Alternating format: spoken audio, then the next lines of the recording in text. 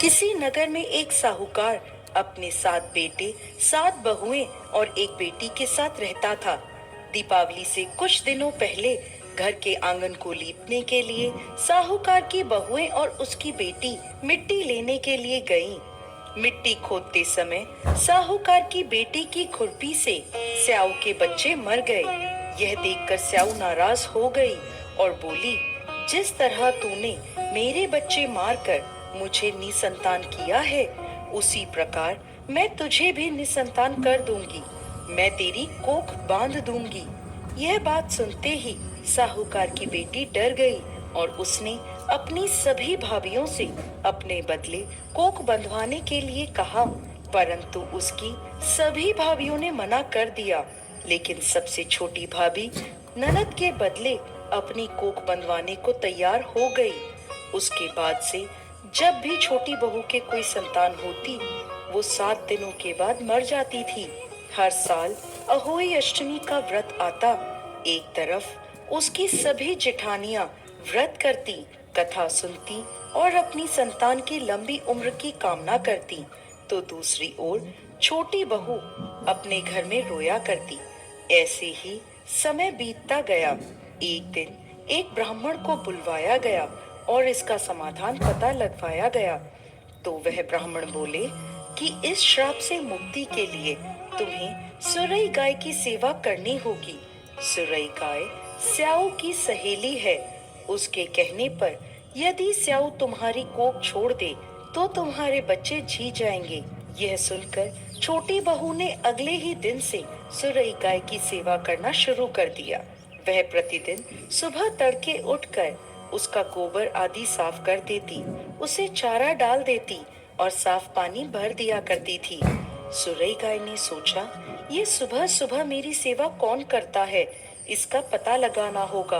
अगले दिन सुरई गाय जल्दी उठ गई और देखती है कि साहूकार की सबसे छोटी बहू सारा काम कर रही है। यह देखकर सुरई गाय बोली, तुम किस लिए मेरी सेवा कर रही हो?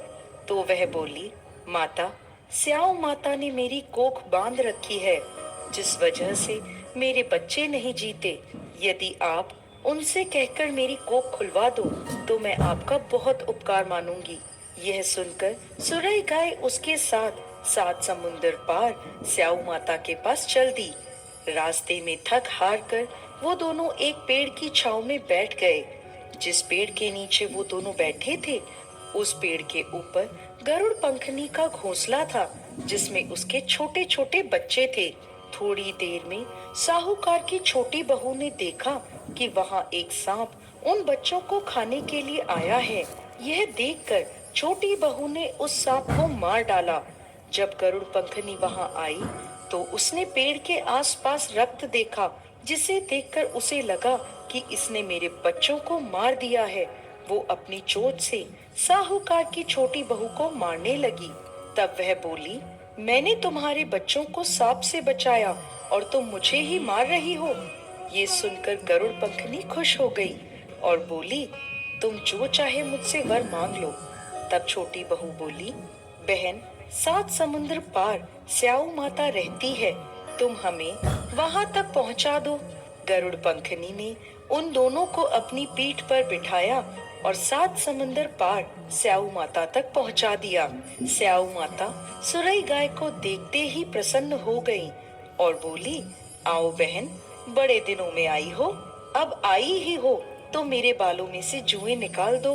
तब सुरई गाय के कहने पर साहूकार की बहू ने स्याऊ माता के सिर से सारी जुएं निकाल दी।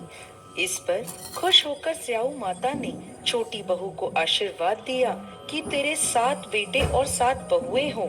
यह सुनकर छोटी बहू बोली, माता, मेरे तो एक भी संतान नहीं है। स्याऊ माता ने पूछा, ऐसा क्यों? तो वह बोली, माता, यदि आप वचन दें तो मैं इसका कारण आपको बता सकती हूँ। स्याऊ माता ने उसे वचन दे दिया। साऊ माता को वचनबद्ध करने के बाद छोटी बहू बोली, माता, मेरी कोख आपके पास बंधी है, उसे खोल दें। यह सुनते ही स्याऊ माता बोली, अरे, मैं तो तेरी बातों में आकर धोखा खा गई। तूने तो मुझे ठग लिया। जा, मैं तेरी कोख खोलती हूँ, अब तू घर जा। और घर जाकर अहोई माता का उद्यापन करना, 7 अहोई बनाकर 7 कढ़ाई देना। साहूकार की बहू घर लौटी तो देखती है कि उसके घर में उसके 7 बेटे और 7 बहुएं बैठे हैं। यह देखकर वो बहुत प्रसन्न हुई। उसने 7 कढ़ाई और 7 अहोई बनाई और अहोई अष्टमी का उद्यापन किया। उधर दूसरी ओर जेठानियां बोली, चलो सब जल्दी जल्दी पूजा कर लो, अभी छोटी बहू का रोना धोना शुरू हो जाएगा। जब काफी देर तक उसकी आवाज नहीं आई तो भाभीियों ने अपने बच्चों को पता लगाने भेजा। बच्चों ने आकर बताया, माँ वहाँ तो उद्यापन का कार्यक्रम चल रहा है। ये सुनते ही सभी जेठानियां छोटी बहू के घर पहुंची और पूछने लगी कि तुमने अपनी कोख कैसे खुलवाई। तब वह बोली, भाभी साऊ माता ने मुझ पर कृपा करी और मेरी कोख खोल दी। सभी लोग अहोई माता की जय जयकार करने लगे। हे अहोई माता, जैसे आपने पहले साहूकार की छोटी बहू पर कोप किया वैसे किसी पर मत करना, और जैसे बाद में उस पर कृपा करी वैसे ही इस कथा को कहते, सुनते और हुंकार भरते सब पर कृपा करना। कथा अधूरी हो